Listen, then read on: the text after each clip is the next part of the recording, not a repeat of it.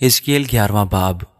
اور روح مجھ کو اٹھا کر خداوند کے گھر کے مشرقی پھاٹک پر، جس کا رخ مشرق کی طرف ہے، لے گئی، اور کیا دیکھتا ہوں کہ اس پھاٹک کے آستانہ پر 25 شخص ہیں، اور میں نے ان کے درمیان یازنیہ بن عزور اور فلتیہ بن بنایا لوگوں کے عمرا کو دیکھا۔ اس نے مجھے فرمایا کہ اے آدمزاد، یہ وہ لوگ ہیں جو اس شہر میں بد کرداری کی تدبیر اور بری مشورت کرتے ہیں، جو کہتے ہیں کہ گھر بنانا نزدیک نہیں ہے۔ یہ شہر تو دیگ ہے اور ہم گوشت ہیں، اس لیے تو ان کے خلاف نبوت کر، اے آدمزاد، نبوت کر۔ اور خداوند کی روح مجھ پر نازل ہوئی، اور اس نے مجھے کہا کہ خداوند یوں فرماتا ہے کہ اے بنی اسرائیل، تم نے یوں کہا ہے، میں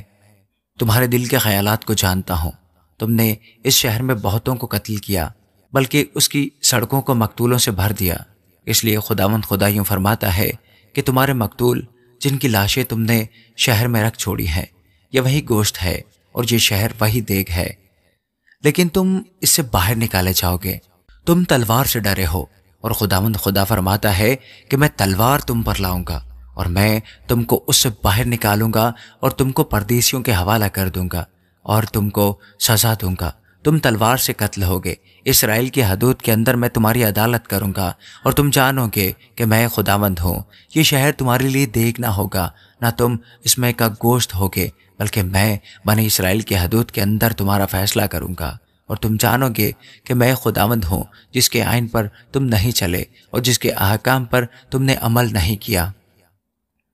بلکہ تم ان قوموں کے احکام پر جو تمہارے آس پاس ہیں کاربند ہوئے۔ اور جب میں نبوت کر رہا تھا تو یوں ہوا کہ فلتیہ بن بنایا مر گیا۔ تب میں منہ کے بل گرا اور بلند آواز سے چلا کر کہا، خداوند خدا، کیا تو بنی اسرائیل کے بقیہ کو بالکل مٹا ڈالے گا؟ تب خداوند کا کلام مجھ پر نازل ہوا کہ اے آدمزاد، تیرے بھائیوں، ہاں تیرے بھائیوں یعنی تیرے قرابتیوں، بلکہ سب بنی اسرائیل سے، ہاں ان سب سے یروشلم کے باشندوں نے کہا ہے، خداوند سے دور رہو، یہ ملک ہم کو میراث میں دیا گیا ہے۔ اس لیے تو کہہ، خداوند خدا یوں فرماتا ہے کہ ہر چند میں نے ان کو قوموں کے درمیان ہانک دیا ہے اور غیر ملکوں میں پراگندہ کیا، لیکن میں ان کے لیے تھوڑی دیر تک ان ملکوں میں جہاں جہاں وہ گئے ہیں ایک مقدس ہوں گا۔ اس لیے تو کہہ، خداوند خدا یوں فرماتا ہے کہ میں تم کو امتوں میں جمع کر لوں گا، اور ان ملکوں میں سے جن میں تم پراگندہ ہوئے تم کو فراہم کروں گا، اور بنی اسرائیل کا ملک تم کو دوں گا، اور وہ وہاں آئیں گے اور اس کی تمام نفرتی اور مکروہ چیزیں اس سے دور کر دیں گے، اور میں ان کو ایک نیا دل دوں گا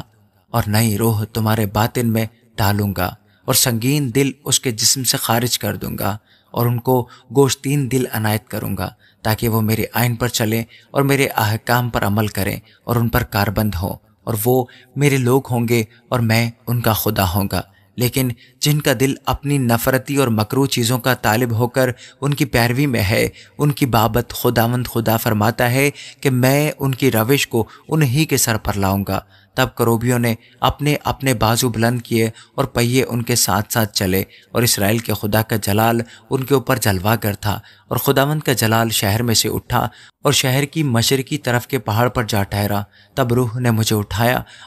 اور خدا کی روح نے رویا میں مجھے پھر کسدیوں کے ملک میں اسیروں کے پاس پہنچا دیا، اور وہ رویا جو میں نے دیکھی مجھ سے غائب ہو گئی، اور میں نے اسیروں سے خداوند کی وہ سب باتیں بیان کی جو اس نے مجھ پر ظاہر کی تھی۔ آمین۔ حزقیل 12واں باب۔ اور خداوند کا کلام مجھ پر نازل ہوا کہ اے آدمزاد، تو ایک باغی گھرانے کے درمیان رہتا ہے، جن کی آنکھیں ہیں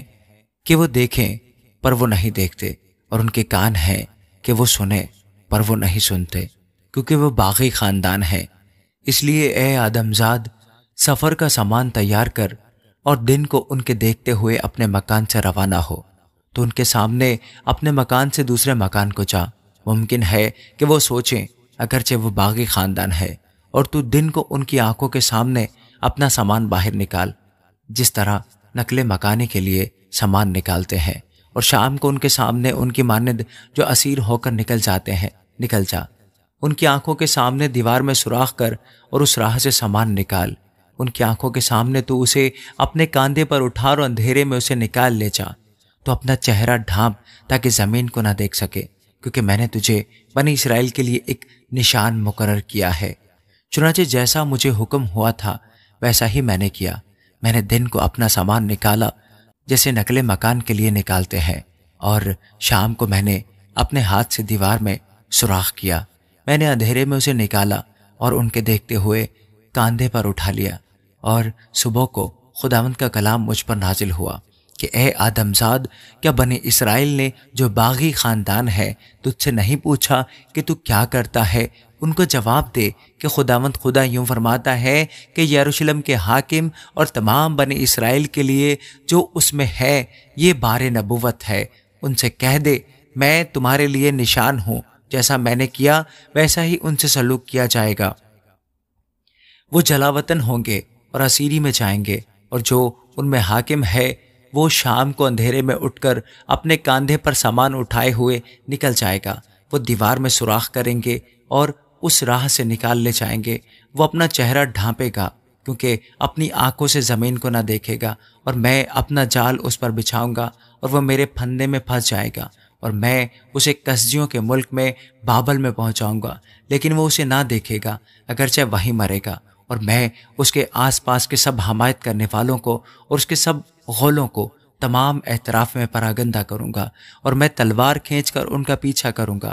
اور جب میں ان کو اقوام میں پراگندہ اور ممالک میں تتر بتر کروں گا تب وہ جانیں گے کہ میں خداوند ہوں۔ لیکن میں ان میں سے بعض کو تلوار اور کال سے اور وبا سے بچا رکھوں گا، تاکہ وہ قوموں کے درمیان جہاں کہیں جائیں اپنے تمام نفرتی کاموں کو بیان کریں، اور وہ معلوم کریں گے کہ میں خداوند ہوں۔ اور خداوند کا کلام مجھ پر نازل ہوا کہ اے آدم زاد، تو تھر تھراتے ہوئے روٹی کھا اور کانپتے ہوئے فکر مندی سے پانی پی، اور اس ملک کے لوگوں سے کہہ خداوند خدا یروشلم اور ملک اسرائیل کے باشندوں کے حق میں یوں فرماتا ہے کہ وہ فکر مندی سے روٹی کھائیں گے اور پریشانی سے پانی پئیں گے، تاکہ اس کے باشندوں کی ستم گری کے سبب سے ملک اپنی معموری سے خالی ہو جائے، اور وہ بستیاں جو آباد ہیں اجاڑ ہو جائیں گی، اور ملک ویران ہوگا، اور تم جانو گے کہ خداوند میں ہوں۔ اور پھر خداوند کا کلام مجھ پر نازل ہوا کہ اے آدم زاد، ملک اسرائیل میں یہ کیا مثل جاری ہے کہ وقت گزرتا جاتا ہے